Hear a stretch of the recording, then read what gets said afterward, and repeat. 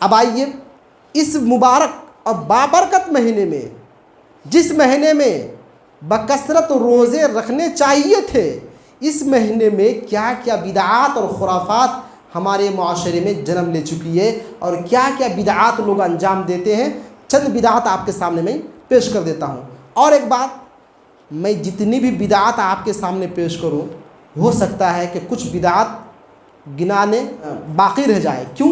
اس لیے کہ الگ الگ سماج میں، الگ الگ معاشرے میں، الگ الگ جگہ پر الگ الگ بدعتیں ہیں، اور یہ بدعت کی ایک بہت بڑی پہچان ہے، بہت بڑی پہچان ہے کہ بدعت ہر جگہ، ہر مقام پر، ہر گاؤں میں الگ الگ ہوتا ہے، لیکن سنت کی ایک بہت بڑی علامت، بہت بڑی پہچان یہ ہے کہ پوری دنیا میں ایک ہی ہوتی ہے۔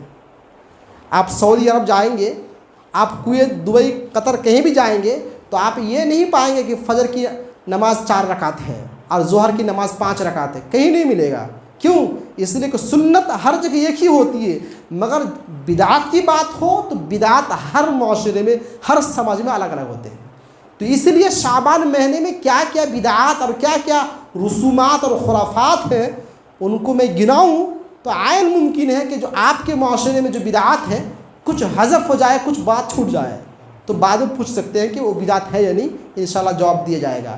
تو آئیے، پہلی بدعت اس مہینے میں یہ ہے، اس مہینے کی 15ویں شعبان کو روزہ رکھنا باعث اجر و ثواب اور فخر سمجھتے ہیں۔ ابھی میں نے آپ کے سامنے 2 حدیث کے آئینے میں ام سلمہ رضی اللہ تعالیٰ عنہ کی حدیث جو ترمذی کی ہے اور ابو ہریرہ کی حدیث جو سلسلہ صحیحہ کی ہے، دونوں حدیث سے میں نے ثابت کیا، بتایا، واضح کیا کہ اللہ کے رسول اس مہینے میں بکثرت روزے رکھا کرتے تھے، مگر بتائیے اس میں ڈیٹ، دن، تاریخ کا ذکر ہے؟ کوئی ذکر نہیں ہے۔ بکثرت روزہ رکھا کرتے تھے، اس سے پتہ چلا کہ شعبان کے مہینے میں کبھی بھی کوئی بھی دن، کسی بھی تاریخ کو کوئی بھی شخص روزہ رکھ کر کے اس فضیلت کو اپنے دامان میں سمیٹ سکتا ہے، مگر یہ کہنا کہ 15ویں شعبان کو روزہ رکھا جائے یہ سنت ہے، تو معاف کیجئے گا، یہ سنت نہیں، یہ بدعت ہے، یہ خرافات ہے، یہ رسومات میں سے ہے۔ کیوں؟ اس لیے کہ اللہ کے رسول نے جو کیا ہے اس کا کرنا سنت، اور جس کو چھوڑ دیا ہے اس کو چھوڑنا سنت۔ اب آئیے ہم 2 مثال دیں گے۔ پہلی مثال، آپ لوگوں میں سے ہر شخص عید کی نماز میں حاضر ہوتے ہیں نا؟ عید کی نماز پڑھنے کے لیے آپ عیدگاہ تشریف لے جاتے ہیں۔ بتائیے، سب سے پہلے آپ 2 رکعت سنت پڑھ کے بیٹھتے ہیں یا بنا سنت پڑھے بیٹھ جاتے ہیں؟ آپ عیدگاہ گئے تو عیدگاہ پہنچنے کے بعد آپ کا کیا کام ہوتا ہے؟ آپ ڈائریکٹ مصلی پہ بیٹھ جاتے ہیں یا 2 رکعت سنت پڑھ کے بیٹھتے ہیں؟ بتائیے۔ بنا نماز پڑھے بیٹھتے ہیں، اور یہی سنت ہے۔ عیدگاہ پہنچنے کے بعد آپ کو سنت نماز نہیں پڑھنی ہے، یہ لاجک نہیں چلنے والا کہ ابھی جماعت کھڑی ہونے کا آدھا گھنٹہ ٹائم ہے، ہم بہت پہلے آئے ہیں تو 2 رکعت سنت پڑھ کے بیٹھتے ہیں۔ نہیں، حالانکہ نماز پڑھنا یہ نیکی کا کام ہے، نیک کام ہے، کس کو پتہ نہیں ہے؟ سب کو پتہ ہے، مگر بتائیے عید کے دن عیدگاہ پہنچنے کے بعد آپ 2 رکعت سنت پڑھ سکتے ہیں؟ آپ کو شریعت نے روک دیا، اللہ کے رسول نے منع فرمایا کہ عید سے پہلے اور عید کی نماز سے فارغ ہونے کے بعد کوئی نماز نہیں ہے۔ ایک عید کی نماز کی خاصیت ہے۔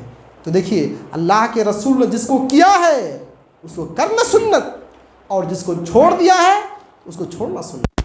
دوسری مثال، ابھی ہم تمام نے حدیثوں کے آئینے میں یہ بات ملاحظہ فرمایا کہ اللہ کے رسول شعبان مہینوں میں بکثرت روزے رکھا کرتے تھے، اور بہترین روزہ یہ ہے کہ ایک دن بندہ روزہ رکھے اور ایک دن ناگا کرے۔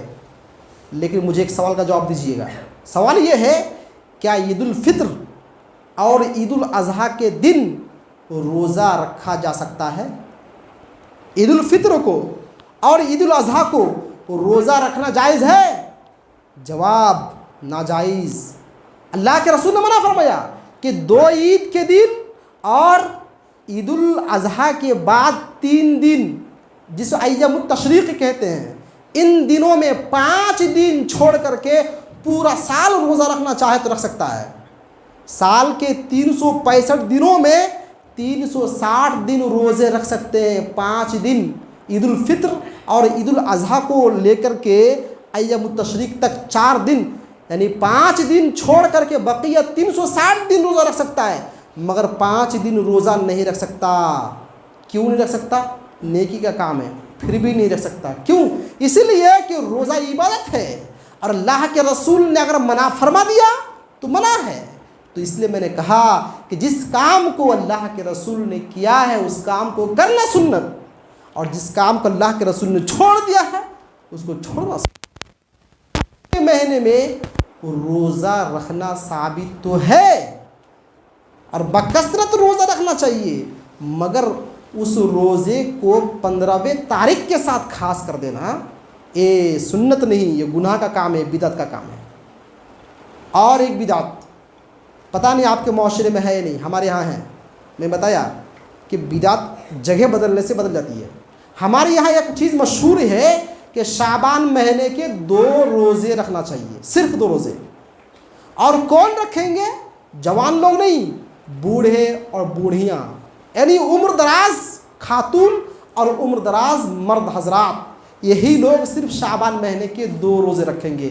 جوان اور بچے لوگ نہیں رکھیں گے. بتائیے یہ کیسا عمل ہے؟ ایسا کون سا عمل ہے جو عمل بچوں کے لیے نہیں ہے، جوان کے لیے نہیں ہے، صرف بوڑھوں کے لیے؟ تو یہ دوسری بدعت ہوئی. آپ کے یہاں اگر ہے تو چھوڑ دیجیے.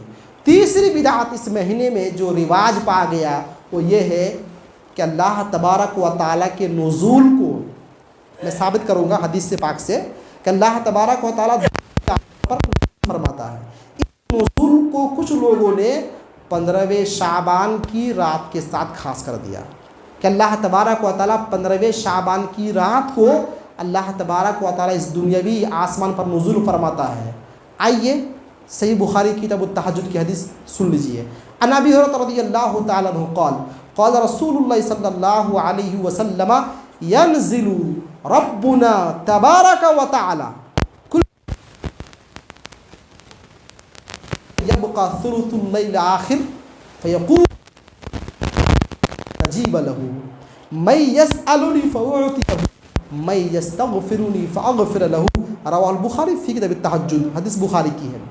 اللہ کے رسول صلی اللہ علیہ وسلم نے بیان فرمایا ینزل ربنا تبارک و تعالی، ہمارا رب جو بابرکت ہے، جس کی شان بڑی عظمت والا ہے، وہ رب نازل ہوتا ہے، نزول فرماتا ہے الی السماء الدنیا، دنیاوی آسمان پر. اس کے بعد اللہ تبارک و تعالی آواز لگاتا ہے. 3 اعلان ہوتا ہے. پہلا اعلان یہ ہوتا ہے میں یدعونی فاستجیب لہ، کوئی ہے جو مجھ سے مانگے میں ان کی مانگ پوری کر دوں. سبحان اللہ. دوسرا اعلان ہوتا ہے میں یسألنی فاعطیہ، کوئی ہے جو مجھ سے سوال کرے، جو مجھ سے مانگے اور میں اس کی مانگ پوری کر دوں، اس کو پورا دے دوں، اس کو عطا کر دوں. اور تیسرا اعلان ہوتا ہے اغفرونی فاغفر لہ، اے میرے بندو کوئی ہے کہ مجھ سے اپنے گناہوں کی معافی مانگے، بخشش طلب کرے، میں ان کے گناہوں کو معاف کر دوں. یہ 3 اعلان اللہ تبارک و تعالی کرتا ہے. اب ہم میں سے بعض لوگ اس فضیلت کو حاصل کر لیتے ہیں اور بعض لوگ نیند میں سو کر کے نیند کی تلاش میں اس رحمت کو کھو دیتے ہیں. اس حدیث پاک سے ثابت یہ کرنا ہے، اللہ کے رسول نے کہا کل لیلۃ، ہر رات، کل لیلہ ایوری نائٹ، ہر رات اللہ تبارک و تعالی نازل ہوتا ہے. اب ہر رات کو ایک رات کے ساتھ خاص کر دینا، بتائیے اللہ کی رحمت کو قید کرنے جیسا ہوا کہ نہیں ہوا؟ اللہ کی رحمت، اللہ کا اعلان، بخشش کا اعلان ہر رات ہوتا ہے. اب ہر رات کو 365 دنوں کو ایک رات، ایک دن کے ساتھ خاص کر دینا، بتائیے یہ کتنی بڑی جہالت ہے اور کتنی بڑی گمراہی ہے، کتنا بڑا گناہ کا کام. تو تیسری بدعت یہ ہے کہ جو یہ کہے کہ اللہ تبارک و تعالی 15वें शाबान की रात ही नाजिल होता है। ये तीसरी बिदात है। चौथी बिदात इस महीने की ये है कि लोग कब्रिस्तान को लाइटिंग करने का खास एहतिमाम करते हैं, चिराग जलाने का एहतिमाम करते हैं। कब्रों के पास लोग चिराग जलाते हैं और न जाने उनकी क्या अकीदत और क्या उनका अकीदा है, वो चिराग जलाते हैं और इसे सुन्नत का नाम देते हैं और इसे नेकी का काम समझते हैं। हालांकि अब्दुल्ला बिन अब्बास रज़ियल्लाहु ताला अन्हु कहते हैं कि अल्लाह के रसूल ने उन लोगों पर लानत भेजी है जो लोग कब्रों पर मस्जिद बनाते हैं या फिर कब्रों के पास चिराग जलाते हैं। तो कब्रों के पास चिराग जलाना और कब्रों के पास नमाज पढ़ना या कब्रों पर मस्जिद तामीर करना, ये लानती काम है। अल्लाह के रसूल ने उन पर लानत भेजी है और जिस काम को अल्लाह के रसूल ने कहा है लानती है, उसी काम को लोगों ने सुन्नत समझ लिया। ये कितनी बड़ी जहालत है। कब्रों के पास चिराग जलाना मना क्यों है? वहाँ नमाज पढ़ना मना क्यों है? इसलिए मना है कि कब्र के पास जब कोई शख्स नमाज पढ़ेगा तो कब्र वालों से उनकी अकीदत होगी और कब्र वाले से मोहब्बत होगी और इतनी मोहब्बत होगी कि एक वक्त ऐसा भी आएगा कि वह नमाज अल्लाह के लिए नहीं, वो कब्र के लिए होगी।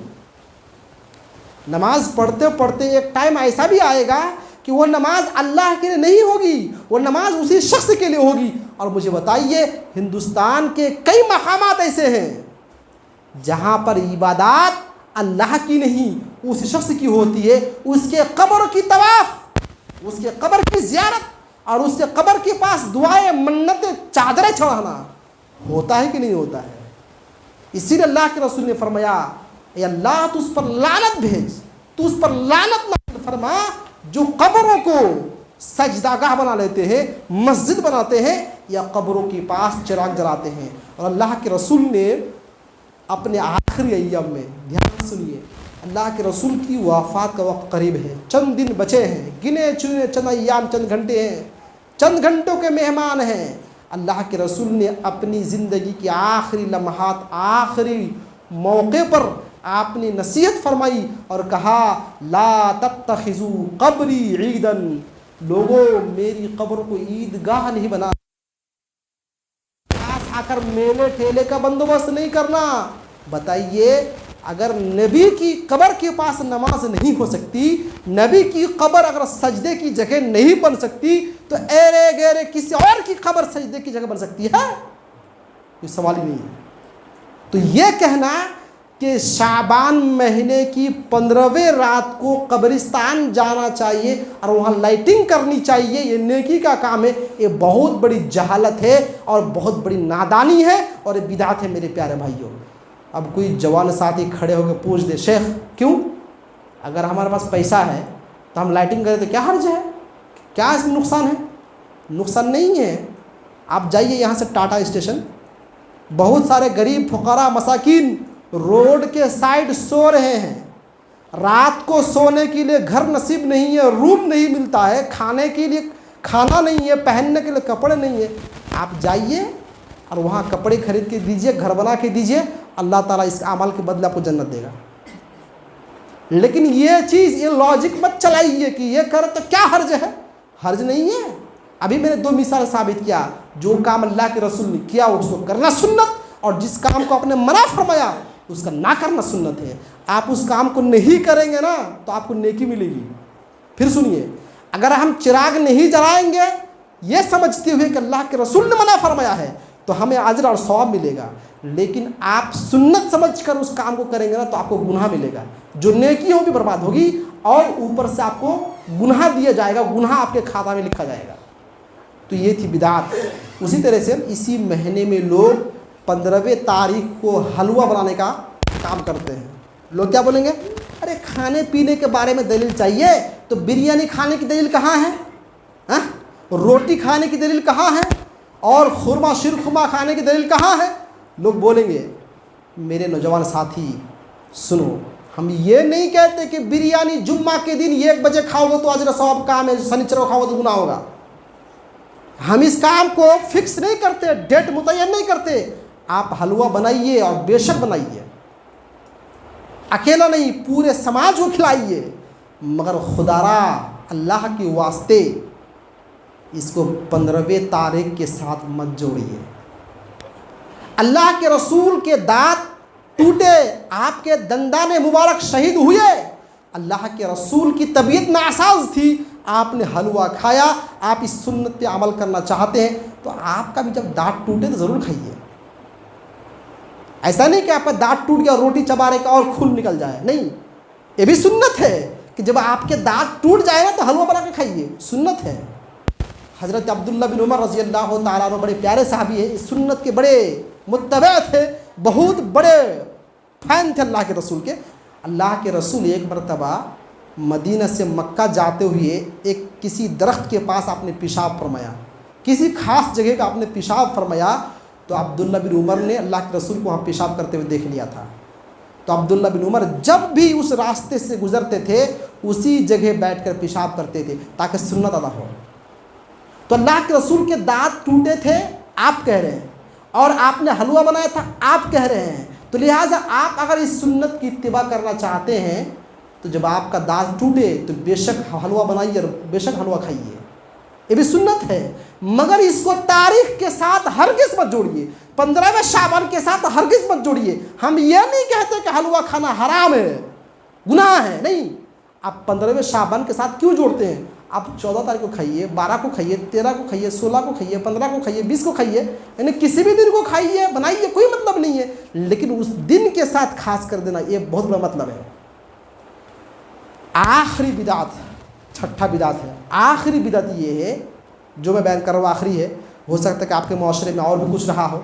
تو آخری بدعت میرے نزدیک یہ ہے کہ لوگوں کا عقیدہ یہ ہے کہ 15ویں شعبان کو لائٹنگ کرو، چراغ جلاؤ، حلوہ بناؤ، اچھے اچھے مشروبات، اچھے اچھے کھان پان کی چیزیں بناؤ، اس لیے کہ جو گھر کے افراد وفات پا چکے ہیں ان کی روحیں واپس آتی ہیں۔ روحوں کے واپس آنے کا عقیدہ رکھنا، میں نے پچھلے خطبہ میں نفس اور روح کے سلسلے میں ایک بہترین خطبہ میں نے پیش کیا تھا کہ روح یا نفس نکل جانے کے بعد دوبارہ واپس نہیں آتی۔ اللہ تعالیٰ نے سورۃ المؤمنون میں فرمایا ثم انکم بعد ذلک لمیتون ثم انکم یوم القیامت تبعثون۔ اے میرے بندو، میں نے تمہیں پیدا کیا ہے، دنیا میں اعمال کر لو جو عمل کرنا ہے، اس کے بعد آخری انجام تم کو موت ہے، موت سے دوچار ہونا پڑے گا۔ ثم انکم یوم القیامت تبعثون، اور اس کے بعد تم قیامت کے دن اٹھائے جاؤ گے۔ ابھی تم کو مرنا ہے، مرنے کی پابندی ہے، اور وہاں جینے کی پابندی ہے۔ یہاں مرنا ہے اور مرنے کے بعد تم کو دوبارہ اٹھایا جائے گا، کب؟ قیامت کے دن۔ بتائیے بیچ میں کوئی مرحلہ ہے واپسی کا؟ اللہ نے یہ نہیں فرمایا کہ اگر تمہارے اعمال اچھے ہوں گے تو تم کو میں ہر سال شعبان کے مہینے میں بھیجوں گا زیارت کرنے کے لیے، یہ نہیں فرمایا اللہ تعالیٰ نے۔ اور اللہ نے یہ نہیں کہا کہ اگر تم برے ہوگے، تمہارا عمل خراب ہوگا تو شعبان کے مہینے میں آنے کا موقع نہیں ملے گا، ایسی بات نہیں ہے۔ اللہ تبارک و تعالیٰ نے ایک عام بات بیان فرمائی، ایک عام قاعدہ ذکر کیا کہ میں نے تم کو دنیا میں بھیجا ہے، پیدا کیا ہے، یہاں تم کو مرنا ہے، آج مرو کل مرو، اپنا وقت آئے گا تو جانا ہے، تم کو جانا ہے، مرنا ہے، لیکن مرنے کے بعد قیامت کے دن جب میں چاہوں گا، جب اسرافیل علیہ السلام پھونک ماریں گے تب تم کو زندہ کیا جائے گا۔ اس درمیان کوئی اور مرحلہ نہیں ہے کہ روح واپس آ جائے گا شعبان کی 15ویں تاریخ کو۔ اور لوگوں کی جہالت دیکھیے، وہ بندہ جو پان پسند کرتا تھا، جو چیز پسند کرتا تھا، گھر والے وہی چیز ان کے لیے رکھ دیتے ہیں۔ اگر دارو پیتا تھا نا تو بھی رکھ دیا بوتل، آگے پیے گا۔ یہ کتنی بڑی جہالت ہے۔ تو اس طرح کی بہت سارے بدعات شاید آپ کے معاشرے میں اور ہو، میرے نظر میں 5-6 بدعتیں جو تھی بیان کر دیا۔ آخر میں اللہ تبارک و تعالیٰ سے ہم دعا کرتے ہیں اللہ تعالیٰ ہم سب کو نیک عمل اور نیک سمجھ کی توفیق دے، آمین ثم آمین۔ وصلی اللہ علی نبینا محمد وسلم۔